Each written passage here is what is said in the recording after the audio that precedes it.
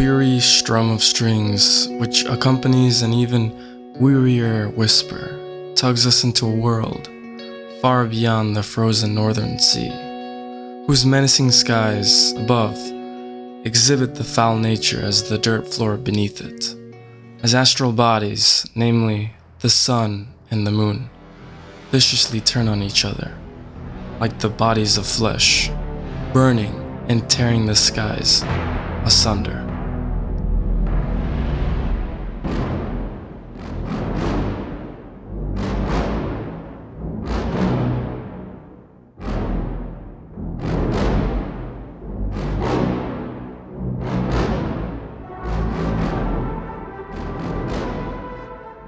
There is not a soul untouched by violence, not even the heavens far above.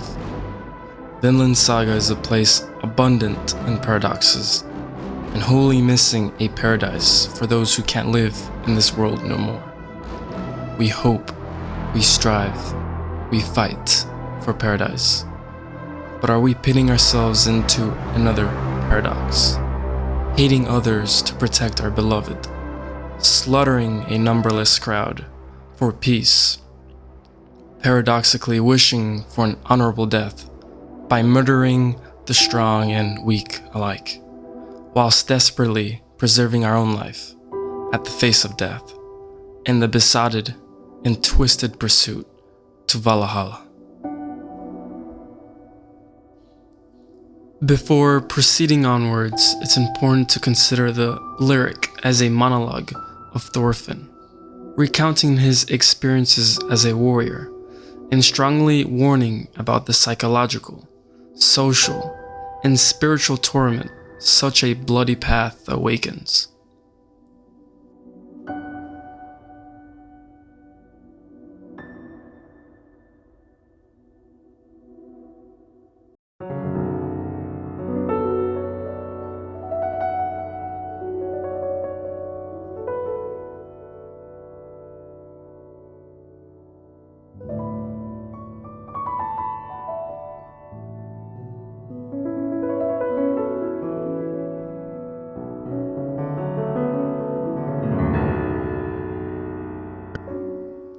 Choosing violence means defining those who will suffer at your hands. As the hunter, there are the hunted. This dynamic pervades the world of Vinland Saga, and it has defined every moment of conflict in the series thus far.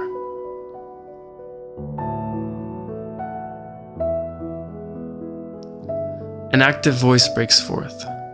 Thorfinn says he has given up on counting blessings, a technique of gratitude for recognizing you're more well off than first realized. But this technique is fruitless if one's life is stricken with grief and pain alone, barren of the promised fruits of life. From here on, Thorfinn will resign from judging himself and then allow the gods to carry out their righteous judgment on him once he's finished this life.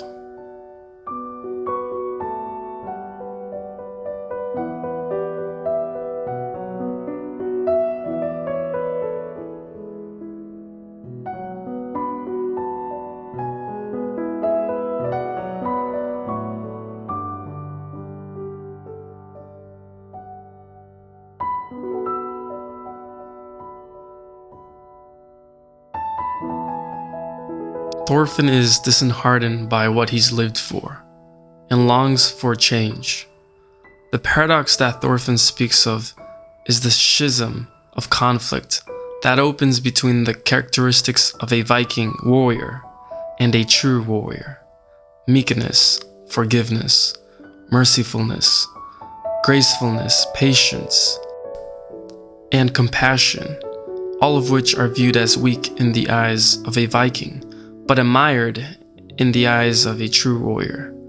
A contradiction that sends Thorfinn in a spiral of confusion, losing himself entirely in this existing paradox, wishing dearly to break free, undergoing a metamorphosis to transcend into clarity of mind.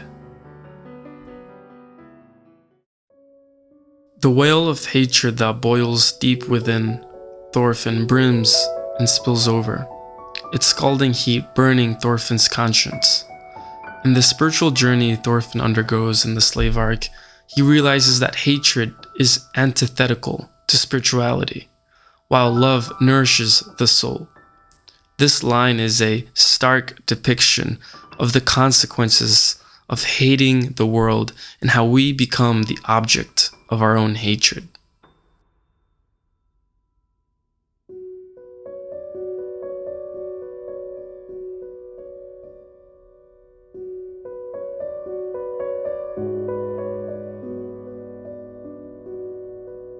Throughout this season, the viewer bears witness to the hidden world of pain Thorfinn suffers in while fast asleep. Haunted by guilt and terrorized by his atrocious deeds that run on repeat inside his head, he persistently seeks out an answer to the meaning of it all, literally breaking himself in his nightmares. He searched long and hard for another mode of being to exist by, not finding a satisfactory answer.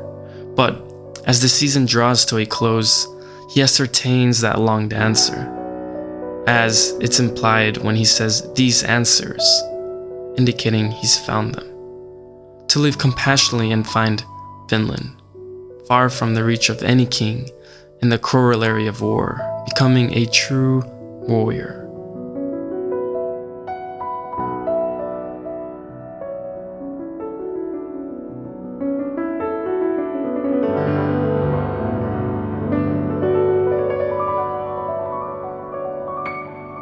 Unfortunately, in this world where warfare is passion and the sole purpose of existence for a great many, Thorfinn knows and admits that Vikings will see this path of pacifism as giving up.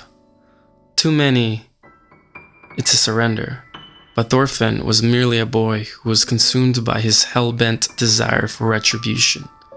And once the object of his vengeance vanished, so did his purpose in life along with it.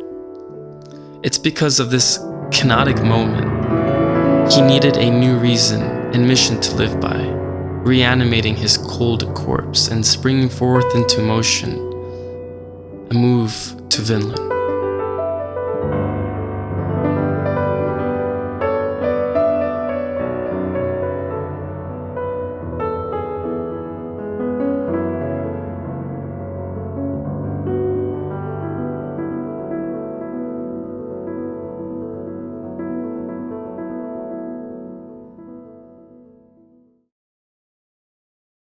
Met with a white bird, wings spread wide, drifting through the clouds over the vast sea, that is then promptly juxtaposed to Thorfinn, immured on land, illustrating Thorfinn's lack of freedom, both figuratively and literally, as he was a slave to killing, and now an actual slave at Ketil's farm, far from any personal or spiritual liberty.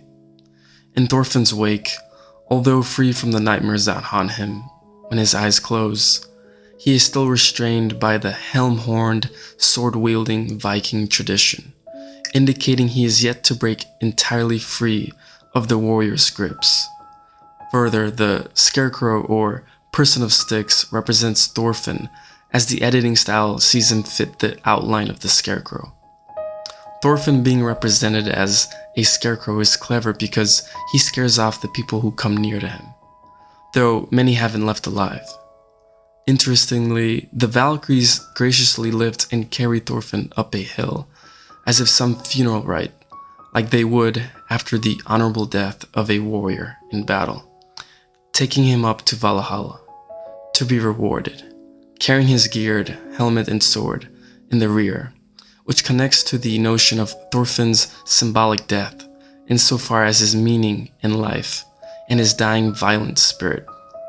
He is an empty vessel waiting to be filled anew in the place where he is taken to.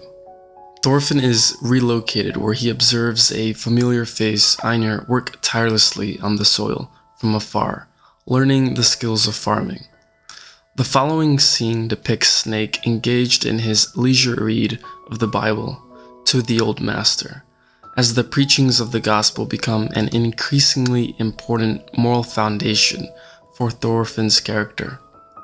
In the rightmost part of the screen lies a vase of flowers in the company of butterflies, who are both running motifs in this opening. The butterflies and flowers become the central object in the next sequence. Snake dolefully gazes down, while glowing blue, and Einar looks up in fury, first glowing red, but easing to a blue glow, as Arnheid becomes the central image. Snake is fittingly attributed the color blue, as he has demonstrated cool-headedness and a calculative approach to solving conflict, though losing his temper on a few occasions. Contrasted by Einar's dominant red, this demonstrates how Einar is quick to responding aggressively, as noted in his encounters with Snake, the retainers, and the king himself. This angry red, however, is placated by Arnheid's angelic dance under the bright sun. Arnheid replacing the image of butterflies and flowers speaks volumes about her character, who is at once gentle as a butterfly and pleasant as a flower.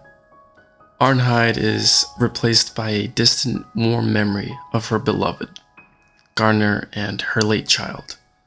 The next scene showcases the old king who is turned facing the audience, whispering sinisterly into Canut's ear on the red side, conveying malevolence and corruption, whilst Canut listens still, facing away from the camera, hiding his true intentions from the crowd, standing close to the greenish-blue side of the screen, indicating he still operates on reason and is not so easily persuaded by the former king's advice, though his body is divided between these two colors, revealing that he now lies in the gray when executing his plans. Thorfinn is adorned in colorful flowers in the scene that follows.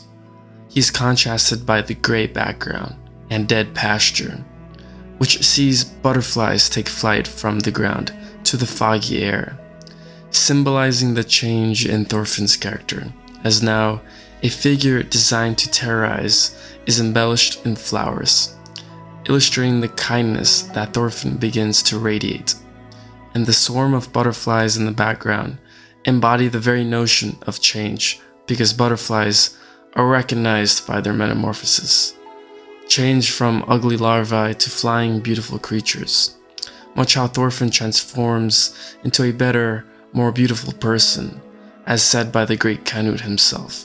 Though his environment may be losing the spirit of life, Thorfinn stands bravely. The scene cuts to a moment at night, where Ketil is seen gripping onto his large wooden cane used to discipline his misbehaved slaves. His shadowy figure serves to depict his own uncertainty when it comes to cruelly disciplining his slaves, as he attempts to look for a less painful alternative, whilst still retaining the dominant image of a father he's established in the minds of his family. Out from the darkness emerges Canute, covered in butterflies, split between the colors blue and red, again conveying his own dividedness with his utilitarian approach to building paradise. The welfare of the many outweighs the welfare of the few, so he persecutes the few to pave the way for the many he handpicked for his own paradise. Canute's slow walk sees butterflies flutter away from his body, meaning he has completed his metamorphosis. That is, he has become the person who he will be. As he looks up with eyes of conviction, though still split between red and blue, he mutters a command and chooses violence, since this scene is quickly followed by a man holding a dagger tipped in blood. When the droplets of blood fall into the gold scale, the balance of power shifts unequally, favoring the side who spills more blood. And Canute knows this and utilizes this method to take advantage over anyone in his way. Since the consequences of war are slavery and more violence, having Garner covered in the chains of enslavement and lit fiercely in red with vengeful eyes was an apt way of illustrating such a reality. The path Canute chose means killing many to achieve his goal, so he builds his way up to paradise with the bodies of vanquished and innocent. Snake draws his sword in response to this decision, as he defends the land threatened by Canute. However, he is not fully committed to war, as depicted in the division of blue and red, etched all over his body, and further evidenced by his attempt to dissuade Ketil from engaging in combat and sacrificing the lives of the farm in a futile battle. But at a moment's notice, Snake and company are armed and suited, charging into battle, depicting the suddenness and kind of spontaneous nature of war. This scene is interrupted by Jom's Viking warrior swinging an axe at full force, viciously slashing and killing one of Snake's men, as blood is splattered across the very tool that fails to fulfill its service of protection against scared and paralyzed men. The next scene shows Thorfinn's body skewered on a high stake against a sky soaked in the blood of war. Spears are raised and thrusted into Thorfinn's being, who is innocently persecuted and refusing to retaliate with more violence, as he now seeks peace as the first method. The imagery here alludes to the crucifixion of Christ in the Gospel, whereby a Roman soldier stabs Jesus on his side with a spear to confirm his death. This allusion serves to draw a comparison between Jesus and Thorfinn, as they both seek peace and propagate love, all the while refusing to choose violence. Arnheid stares in awe towards the direction of Thorfinn, witnessing a righteous warrior, unlike Ketil, who's thrown on the floor crying in agony as the picture is doused in blue, which then becomes a deep red as Ketil rides a horse storming into battle with his army of farmers and mercenaries with weapons at the ready. Ketil's scream of pain depicts his ever-growing frustration of things dear to him slipping away from his reach, notably Arnheid as she attempts to escape, which is why she was in the previous frame. The screen turns red because Ketil chooses violence to protect what he considers precious, as the king threatens to steal his farm from him, thus depicting again the cycle of hatred and how the victim takes on revenge, perpetuating violence. Sadly, Ketil's efforts were to no avail, as a trail of broken and mutilated bodies lay lifeless across the battlefield. An image of Olmar deep in prayer fades in, illustrating his change of heart when he sees the reality of the oft-romanticized war, foregoing the path of the warrior and seeking more peaceful alternatives. Water poured becomes spilled blood that stains even the holy floor of prayer, as indicated by the rays of light that permeate these three scenes, shining above from where Olmar was praying, also present in the moment where the woman pours the water, and then illuminating the clean, patterned surface defiled by blood, conveying that our life force as represented by waters emptied out of us during war, as denoted by the blood splattered across the holy surface, adding to it another layer of meaning, which is not even the most sacred places are free from the reach of war, of which Thorgil is a consummate embodiment of, as his hulking frame takes center stage with eyes blinded by bloodlust and megalomania. Thorgil swings his blade and halves a soldier who has a look of sore regret and despair, as his own body is turned upside down, depicting the disillusionment of war each soldier experiences when their death is at their feet. We cut to a scene where Arnheid hugs her deceased baby and dying husband, whom are the victims of war respectively. What's more is the other allusion to the death of Christ. The frame of Garner at Arner's lap similarly mirrors Michelangelo's famous sculpture La Pietà, or The Pity as it is in English.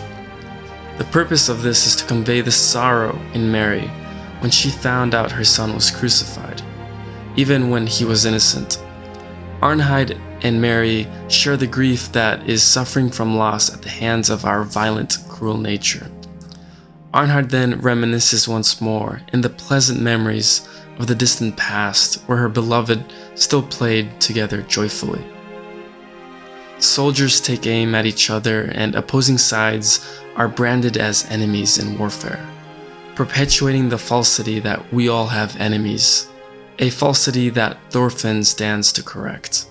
Lizard's head is chopped off by the warrior with an axe, given the editing technique, though he was really killed by Garda. The abruptness of his head falling below his shoulders without a chance to escape or negotiate depicts the crudeness and mercilessness of battle and how one's life is robbed by a mere swing of a sharp blade. The heroic display of Snake brutally slashing approaching Jom's Vikings, leading and protecting his men simultaneously shows that although Snake desired an alternative to battle, he must fight to defend his life and, more importantly, the life of his crew, as men come fiercely charging with blades out. The way this scene is filmed pays homage to the glorious 300 Roman soldier fighting sequence.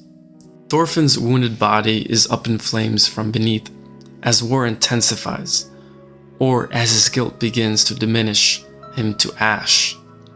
The notion that the Scarecrow is Thorfinn is again reinforced by the swift change to a scene of Thorfinn's horrified expression as he is dragged down by a mountain of bodies, which are notably chained, indicating Thorfinn to some extent has become a slave to his guilty conscience.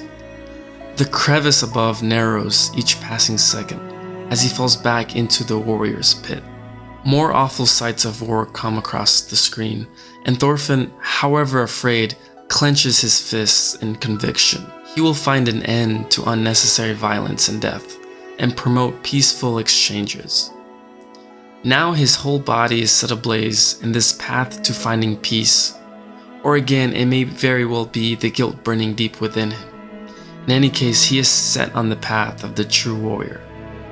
A slew of heads on the edges of spears are strewn across a barren, red landscape, with butterflies hovering over the distance. Here, the butterflies represent human fragility and the ethereal human experience, just like a butterfly's delicate existence.